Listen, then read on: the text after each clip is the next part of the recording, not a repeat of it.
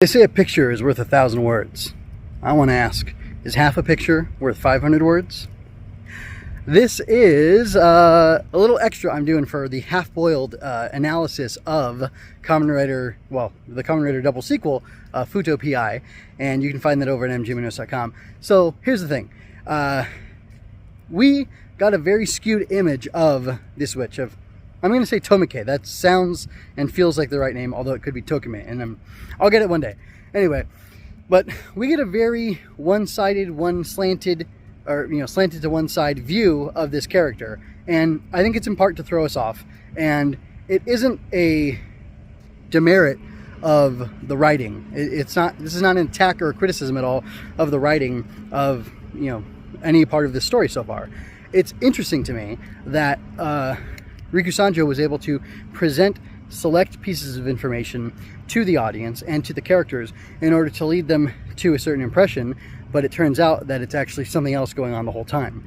And I found it to be really effective. I was confident, based on the evidence that I witnessed, that this witch lady was going to be this evil dopant. Now, there were other things like the way she was in promotional material and just some other glimpses of the season, maybe a little sneak peek I saw of the opening song as well, that made me feel like, well, she can't be that bad, because I think she's going to become part of the cast. And sure enough, she does become part of the cast.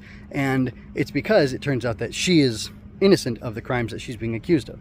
Now, she's guilty of other things, but we got to see her recontextualize in this episode, this second half of the story of, the witch and the T-junction killer, or whatever they call it, the road dopant. And it was really fascinating to me how when we had part of the picture, it totally looked one way. And now that we have the rest of the picture for this completed story, it gives a different feel, has a totally different vibe, and it informs us of how to feel about this character differently. And that might sound obvious, but I think it was done very skillfully, and I want to praise Sanjo here for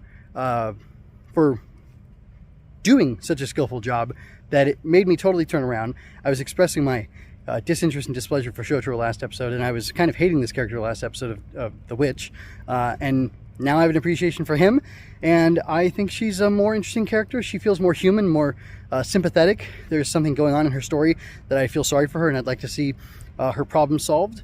And before, I just didn't want anything to have to do with her, really, and I thought she was a stupid character that I didn't want in the show. So that's really interesting how I've completely turned around on these two characters in the space of, I don't know if you want to call it 2 episodes or 1 episode, but once I had the whole picture, it changed my perspective on it, and that's really cool.